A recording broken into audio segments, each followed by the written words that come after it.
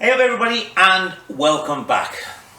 Alright, today this week we're going to work on the engine because basically everything else is finished with the exception of the tank and the foot brake pedal for the rear brake. So tank, I had comments about my not being able to decide whether to do it in fiberglass or alloy, and the general consensus is to do it in alloy, and I was leaning that way myself. It was mentioned about having to make moulds and everything for the fiberglass, but to do the alloy tank right, I've still got to make a book to form it on, so it's not so much the time constraint. I just think an alloy tank would be better. So that'll be interesting because I've never done it before. So as I said, we're going to do the engine. Now the way I was planning to do it, there's a slight delay because, I don't know if I mentioned it, but I suddenly discovered I didn't have any of the oil seals for this engine, which struck me as odd because I thought I'd ordered everything. But when I phoned my supplier to order them, he said, oh, you've got some stuff on back order, and it was the oil seals, so that's why I hadn't got them. So they're on their way.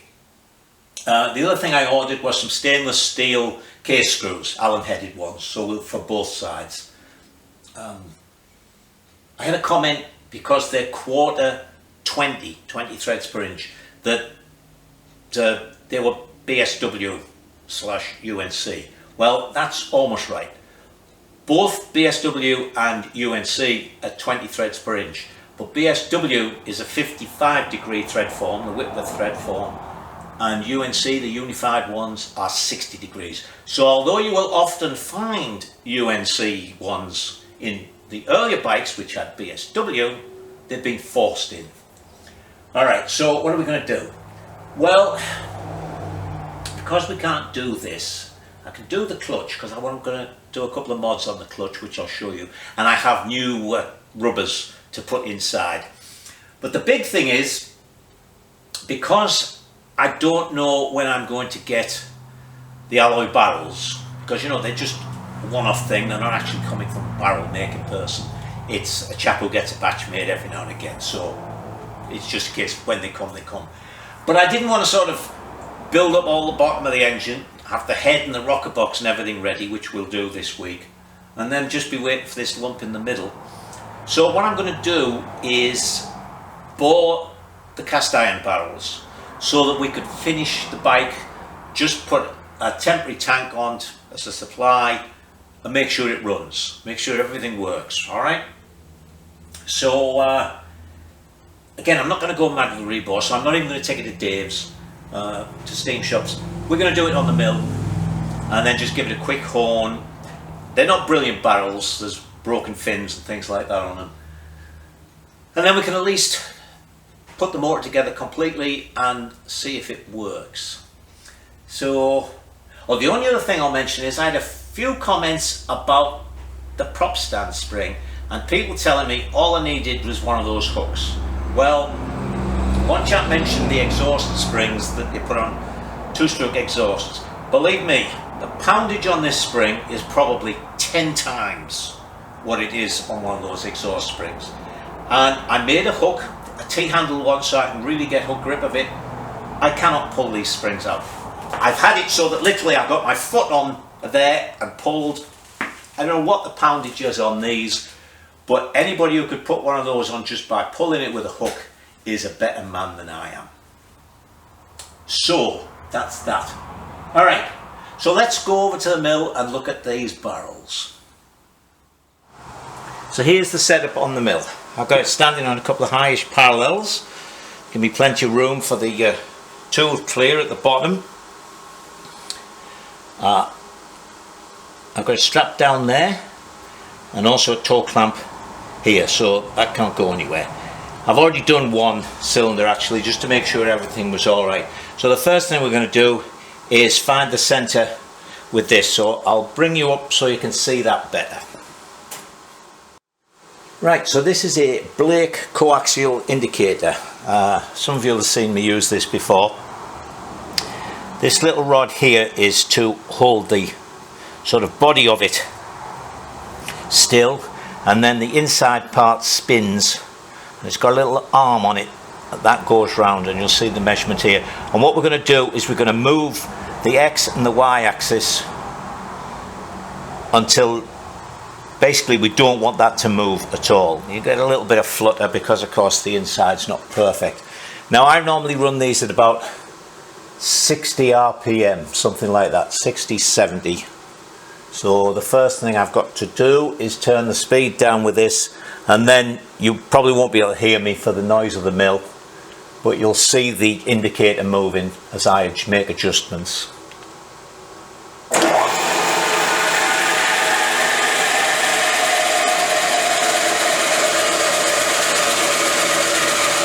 Right, so we'll start with, oh, that's getting worse, you see, so we're going to go the other way.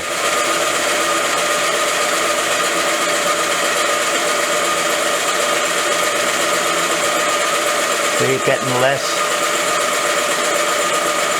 See, it's not changing much, so it must be more on the other axis. So now we'll try the X.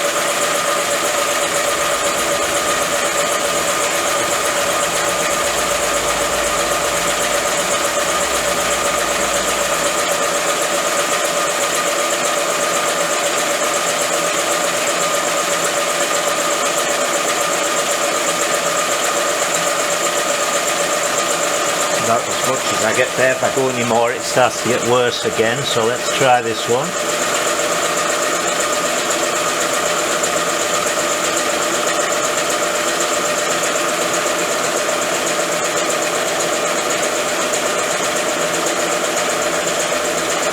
I've gone too far.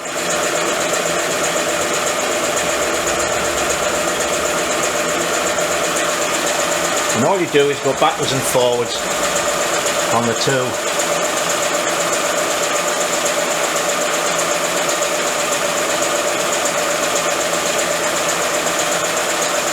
And you start bouncing. That's barely a half a thou. Each mark is a half thou.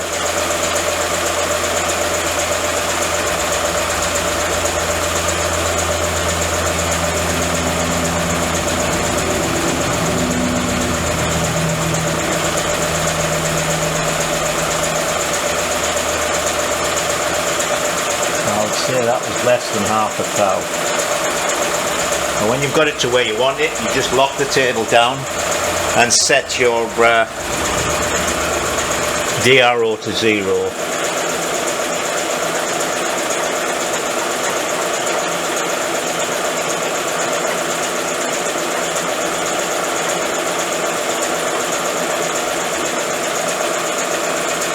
I think that's probably as good as I'm going to get it. Just to show you it now, it's probably a quarter of a thou.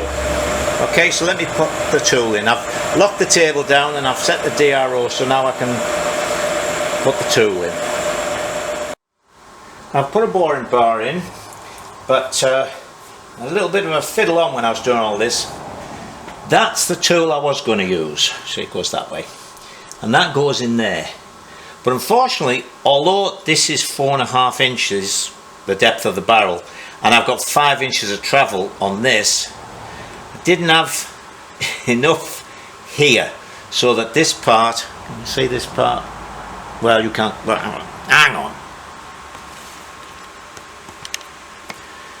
I have enough travel here for the depth of that, but with this one in, I didn't have enough travel before this part touched here. So I was stuck for a while, and then I remembered I had a couple of just plain high-speed steel boring bars for the lathe, so I modified the tip slightly, well, reshaped the cutting edge of that one and fitted it in, so that's fine. Now the way this works is there's a dial, there is a dial, hang on, let me put this in neutral and I'll bring you in again. There's a dial here. Now, when you use the lathe, for instance, and you wind in, say, 10 thou, you actually take 20 thou off the thing you're working on, because you're taking 10 thou off both sides. But this is adjusted for that. If I wind this a 1 thou, it only moves that a half a thou, so that it takes 1 thou actual cut. So what I'm going to do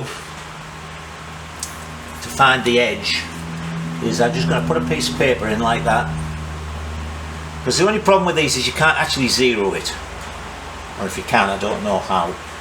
So I will just simply wind that in.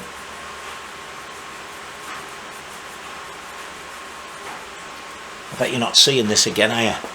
Yes, you are. Alright, where was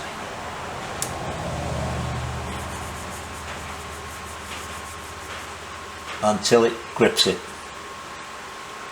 Right. Then we'll go in just another couple of thou to take our first pass for the measurement.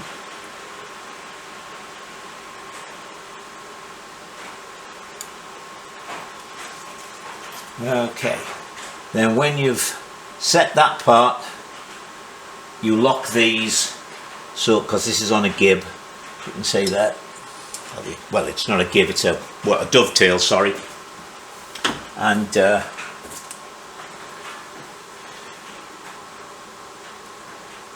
so you just, well, there is a gib in there, I suppose, that locks into the dovetail.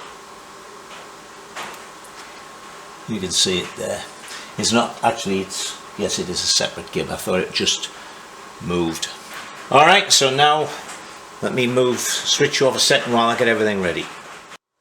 Right, well, I think everything is set. Going. I've got the down feed engaged, so let's set the stop thing. And it's on its way down.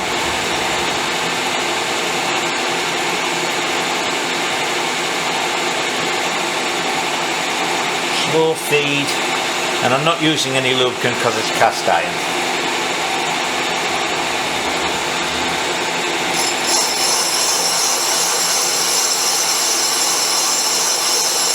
There we go.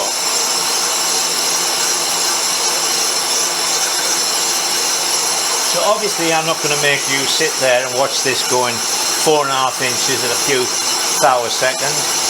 So I will switch you off and we'll come back when we've got to the bottom. I'm just going to let you see the stop mechanism on this. You see this is coming down to here. You'll notice there's no noise because it's in the worn part. When that gets down there, that'll click, out that comes, and the head comes up just on its own. Alright. So as I say, there was no sound there because the first part was being bored, but once you get down to about here, that's the actual stroke. Hang on. No, of course you can't see. How many times do I have to do this before I get it right? As I say, here you can see it's cut, but from here to here is the actual stroke of the piston. So that's where the piston rings are going to be. They never get down here, of course, they're just running up and down here. So here is probably untouched bore. Once it gets down to here, it's where it's worn, and it's not even taking anything off with those couple of thou. So what we'll do now is we'll bring this up, we will move it in another couple of thou, so I can get a clean pass all the way down, then I'll measure it. Right, I've changed the boring bar to this one that's got, as you can see, an angled cut, because as you increase the bore you take a little bit off the chamfer that helps the piston rings go in. So what I'm going to do now, if I can do it without getting in your way, is we're going to, everything's back to being centered, we're going to take this over .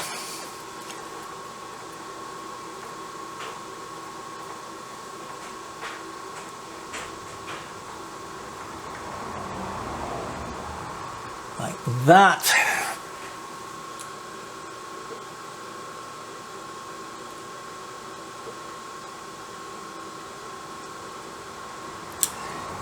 And then I'm just going to take a little bit off that, then we'll take it out and just run the horn up and down it quickly. As I say, I'm not doing a brilliant job here because this is temporary. Who knows, I might get all ready to put this on and the real barrels will turn up. So,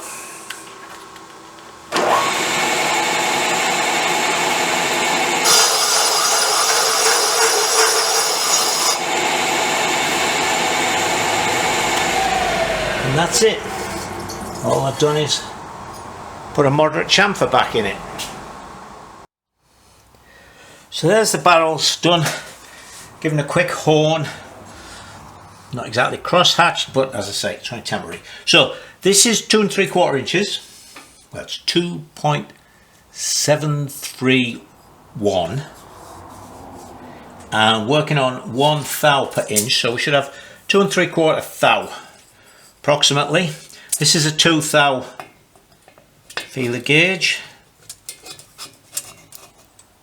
Now that is a tightish fit. This is a 3 thou feeler gauge because I don't have a 2 1/2 one or even a 2 3/4 one. And that is tight. So that will work fine for what we need. Alright, so let's do the rocker box and the head.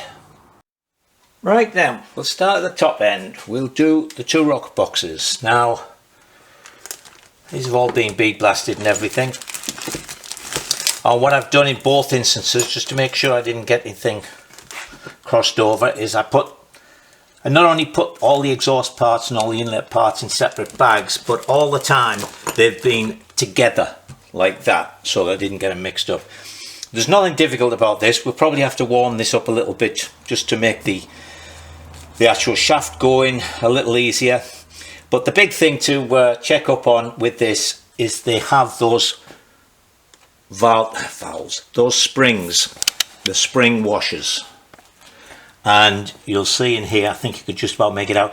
Just check to see which side of the rocker the spring goes. So here we got washer, spring, washer, rocker, washer, and then the other side is the same going outwards. Starts with a washer, rocker, spring, washer. See, actually that washer is on the outside under the acorn nut. So it's spring, washer, rocker, washer, washer, rocker, washer, spring.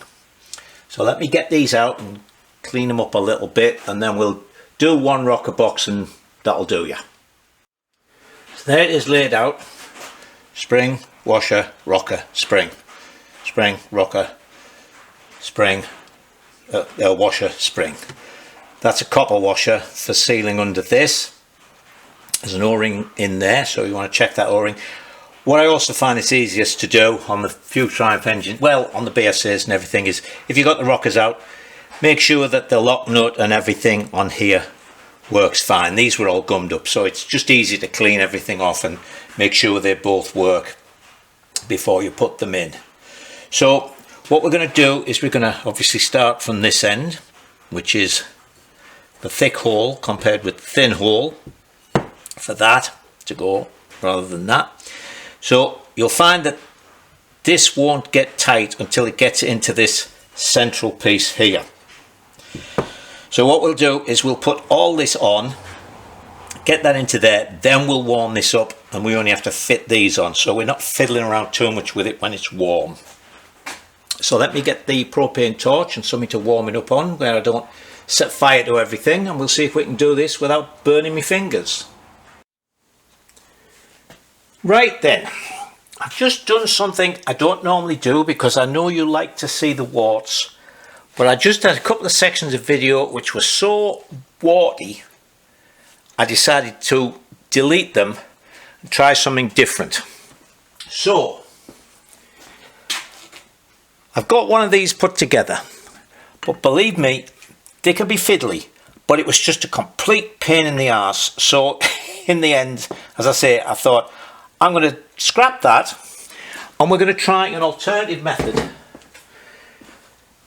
What it was you've got to try and get all of these bits, as you know, or as I've shown you, all of those bits into there. And there isn't much space, so you can't cock this thing in like that. It's sort of got to go in like that, so it's a real pain. So while I was struggling, I thought, you know, it would be really nice, because the other thing is when you get to the middle, you've got to heat this part up for it to go through there. I thought what we need is sort of a mandrel that we can go through and line everything up, have it tapered at the end, get it in, get it through, line everything up, and then my initial thought was you put this in and drive that out, but of course you can't, because one end's bigger than the other. But because of the springs, it holds it all together. Actually, that's a little rough. I'm just going to go and smooth that, and then we'll try this method, see if it works. Now, I'm not promising miracles, but hopefully this will go together a little bit better. So, first thing we've got to do is compress the washer and the spring. Hang on, I think I was using that.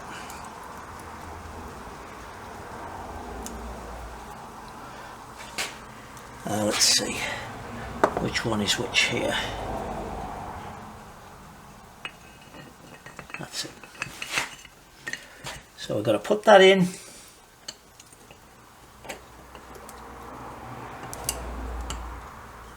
And as I said, these are really difficult to get at.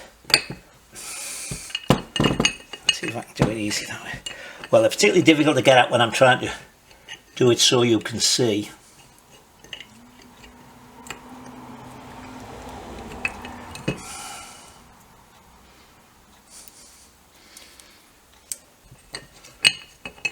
Okay, here we go again. So we get our spring and our washer in.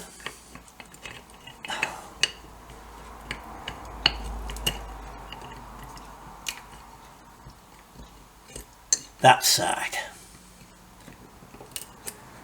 Right. Then that, oh, it works. That centers that up.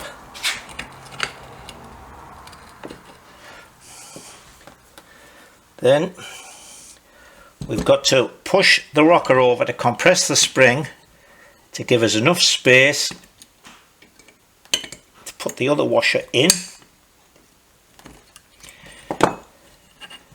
Right.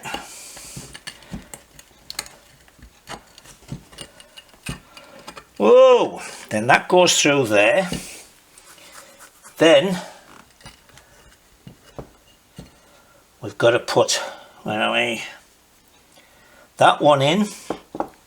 Do exactly the same with this. I'll tell you what, this is an immeasurable number of times better than that first one. Cursing and swearing to get that in, I'll tell you.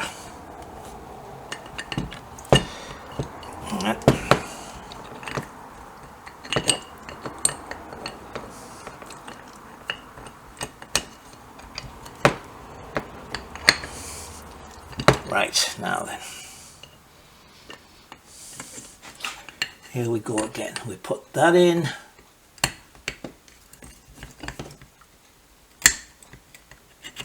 Like so. I know I'm probably getting my fingers in the way all the time here. And then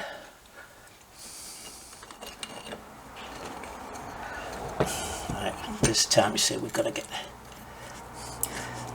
the reason I didn't put the washer in here first is it gives me just that little bit more space to get them lined up.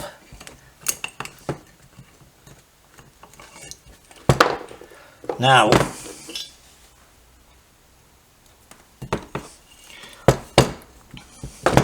we'll try and squish this end.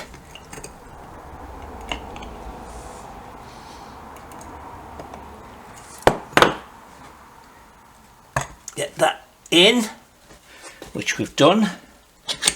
Find that. We're going in. This actually needs to be slightly longer, but it was the only piece of 1/2 inch I don't know if you can see in there,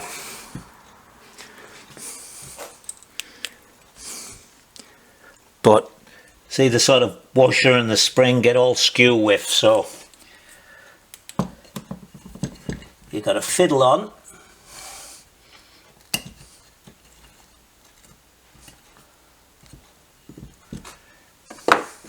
Brought a screwdriver out.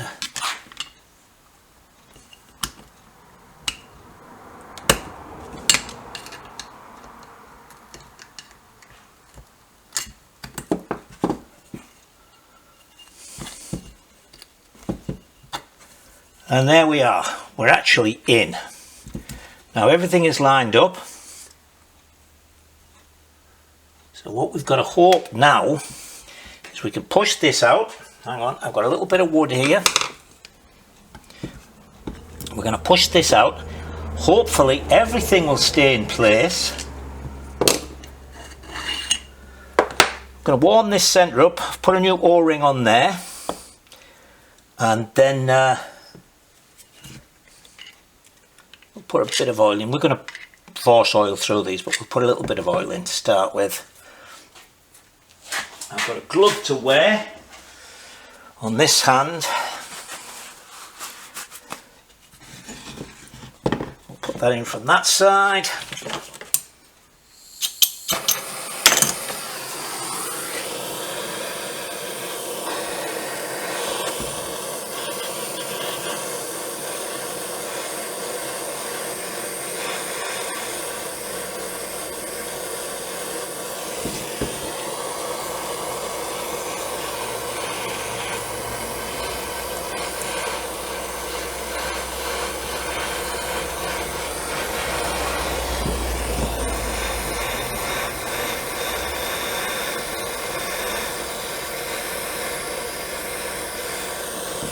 See if that's enough.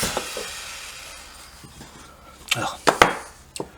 And we put this in. Hopefully everything is lined up. Whoa.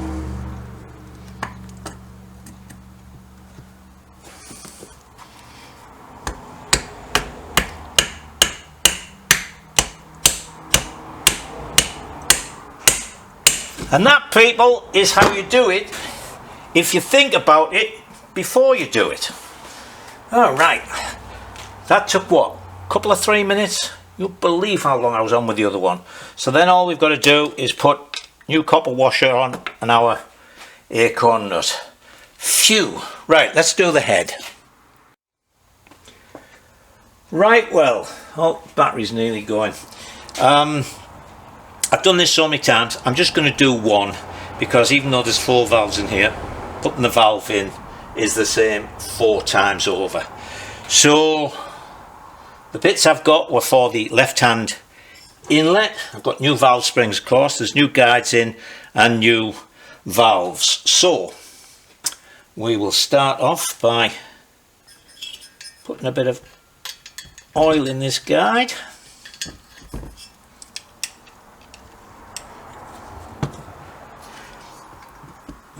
And before anybody mentions about making a little stand, I have a thing that screws in the plug hole, but to be honest, this is so easy.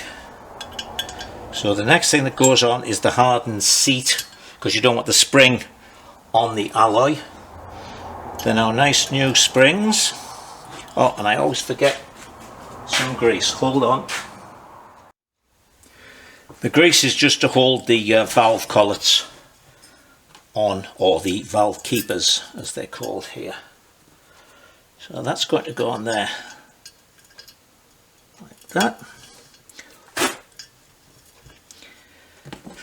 Then if you have one of these with a detachable end, put it on the non-moving end, because you want this end to go into the little dimple in the center of the valve. Makes things a lot easier. So we put that in.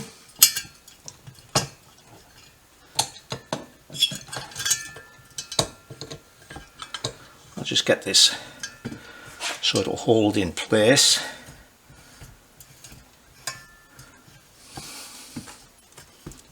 So you put that end into the dimple, tighten it up,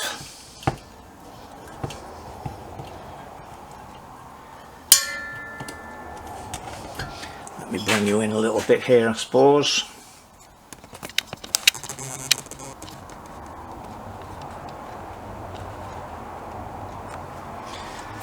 Then we get our collets, we put them in. Let me just put that down a bit more.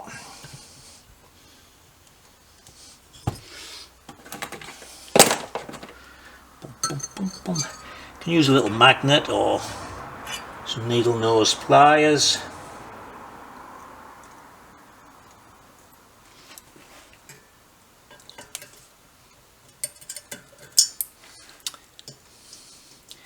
Here we go again, look, the cursor being watched.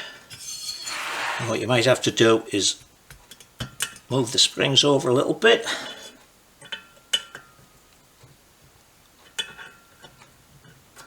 Them in.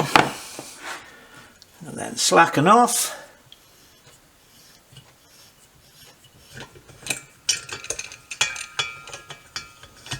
And there you go, it's on. It's as simple as that. And then you actually need, you give it a little bop just to seat everything, like that. And there's one in. As I say, the other 4 are just the same thing. So I'll put the others in, and then we'll put the rocker box and the head to one side. Now we've got the barrel done. As soon as those oil seals come, we'll build the bottom end up. Right, well, let's get the clutch ready as the last job for this week, and then next week we can really start building. So there's new stuff for the clutch. I've got new rollers for the centre, although actually measuring the old ones, they were fine. I have got, of course, new clutch springs. I have got a complete set of clutch plates. I measured the, well, I seem to have bought a lot of them, 6. Anyway, I'll check, maybe there's 6 in there. Nah, can't be. Anyway, new friction plates. The plain plates are flat and measure okay. And I also bought new cush rubbers for the centerpiece that goes in there. So they're all done. What I've also done is filed out the little notches. They weren't bad, so I filed them out. Now, I was thinking, in fact I'm still thinking, of converting to belt. Because one thing is, that is pretty heavy, and then there's the centre and all the rest of it. The belt drive ones, with the chain, difference in weight of the chain and belt, and you know, sort of the nice new clutch and everything, they're a lot lighter, and of course they're relatively maintenance free, but also it's about $700–800. So I think I'd mentioned that, having only just got over the shock of paying for alloy cylinders, I don't know if I'm ready to put a belt conversion on, but it is one of those things. Oh, hold on.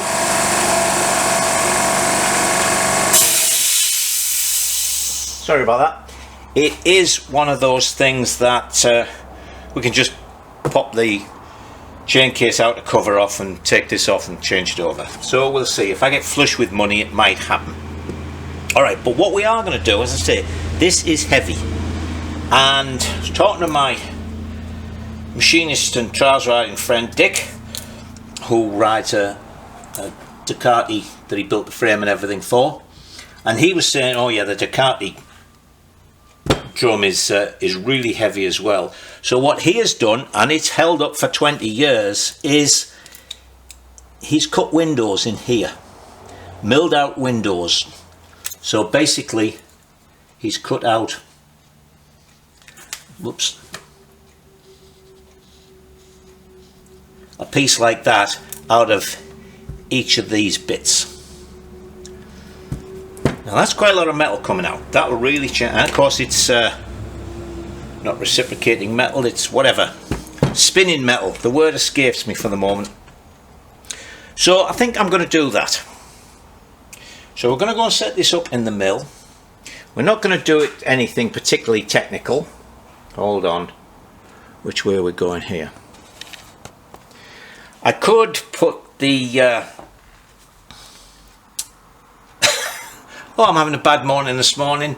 The rotary table to stand vertically and do it that way and go around, but I don't need to, because I'm just going to be you still can't see, can you?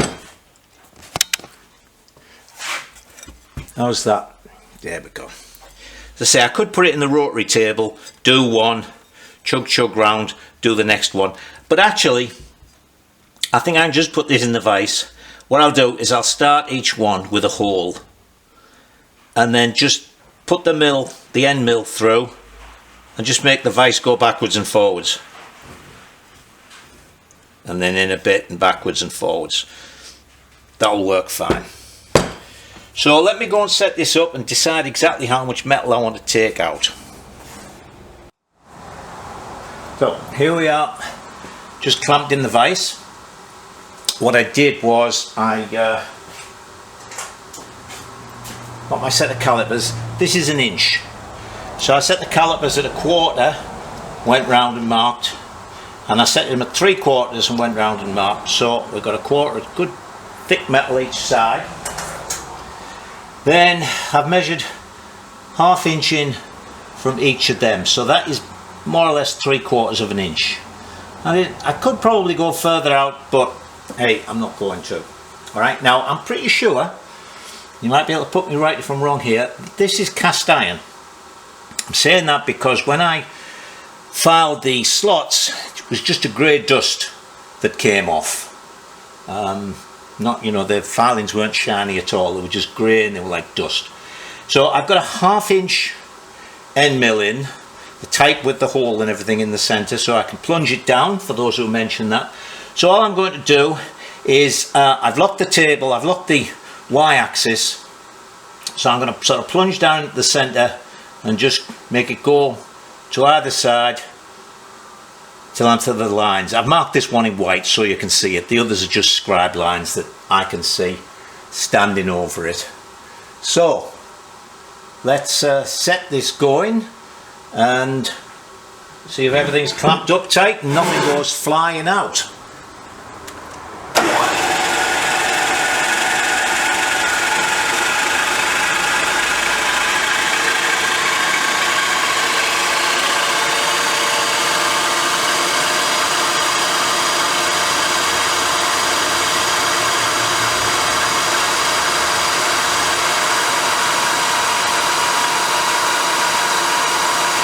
Yeah, that's definitely cast iron.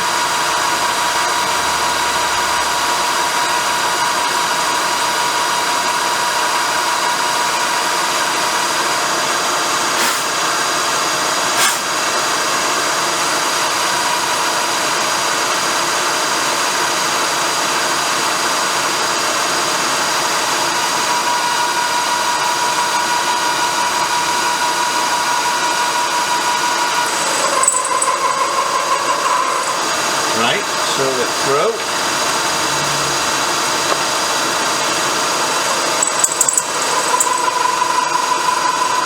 Drop that down.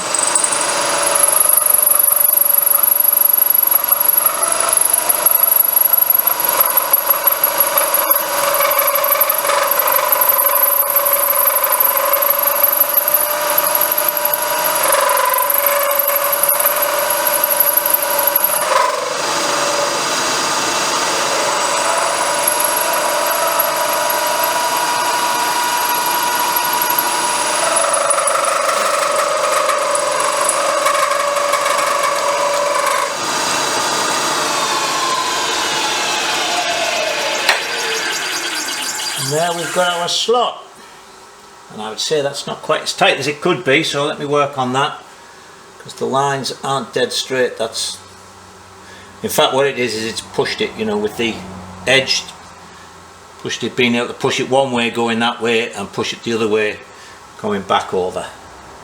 So what I might do is plunge down on the line and just go one way.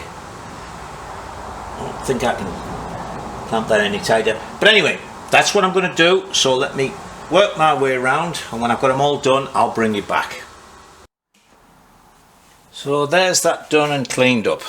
So we've got our, and for those, rotational mass was the word I was looking for before, or words. So for those of you who worry about those things, I've really been careful about keeping it in between the lines, so should have taken an equal amount out from each one. I don't think we'll have any problem with that wanting to vibrate because one bit's heavier than the other. Alright, so the next thing to look at is take this apart, put these in, and then we're done. Alright, now then, let's finish the week off with something that actually doesn't, oh that's good, doesn't fight us all the way. It's one that's nice.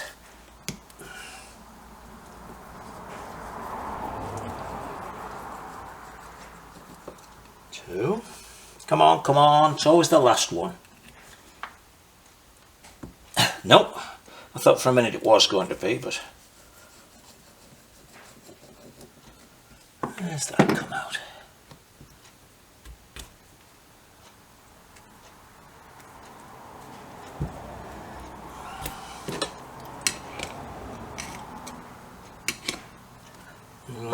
Done. Right, all I did was give it a little tap there to move it round so that now I can actually get in under the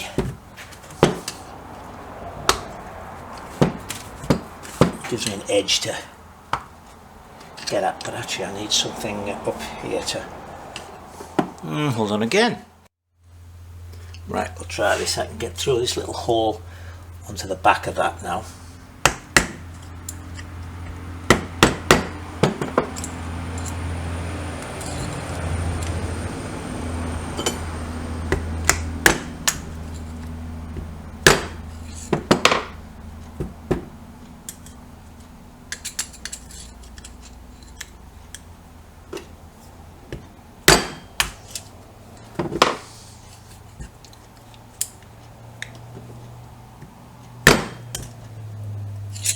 Nearly there.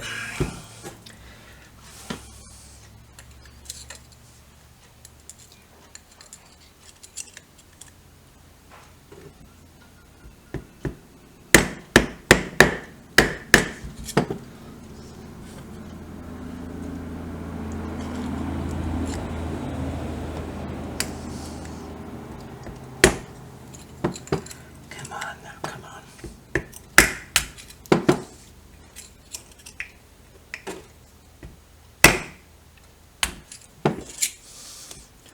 One more around here should do it, I think. There we go. And there, oh actually, they're really nice.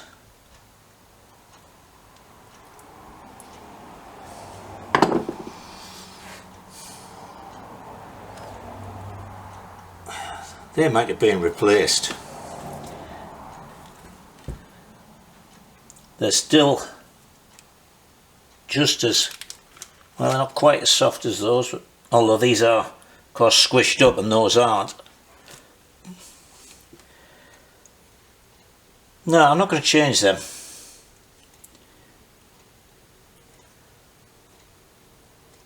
They haven't hardened, they haven't shrunk. That can go back together the way it was.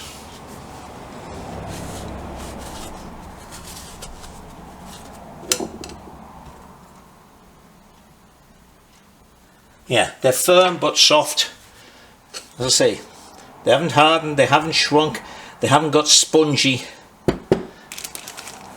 They're exactly like those. Alright, I am just going to put that back together. Now I've got a set of Triumph 500 rubbers that I'll probably never ever use. But you never know. We shall see. Alright, let me screw this back together. Alright, a couple of little bits to say before we knock off. Nothing to get worried about. Just for those who will mention it, I will be running a file on these slots as well, so don't worry about that. Next week there might not be a video. Monday, today's Friday. Monday we're going off for our annual little camping trip in the Adirondacks, which is a sort of high country region up here in New York State, all mountains and lakes and things. So I'll be camping and kayaking and other fun stuff like that. But seeing as we're just doing the engine, finding out when we get back and what needs to be done and things, I might be able to do enough to get this built up.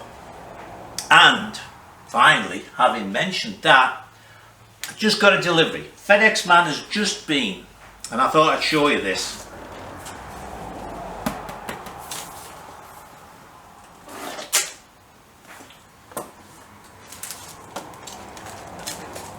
To be honest, there was a couple of bits of newspaper in there as well, but I thought I'd seen some stupid packaging. Anyway, it's a couple of seals, and actually what I'd forgotten is there's a filter goes in the bottom here, so there's the new filter. The order was coming in 2 parts. This supplier has a depot in New Hampshire, I think, in the US, and the other one's in Canada. And of course, so often happens, oh yeah, we've got these items here and we've got these items there, so I just got them all sent down. So I certainly can build up the engine, which if I've got an afternoon free, there's probably enough time to make a whole video of that for next week. If not, you'll just have to be patient. So alright, starting to rain again, so I hope it doesn't rain next week.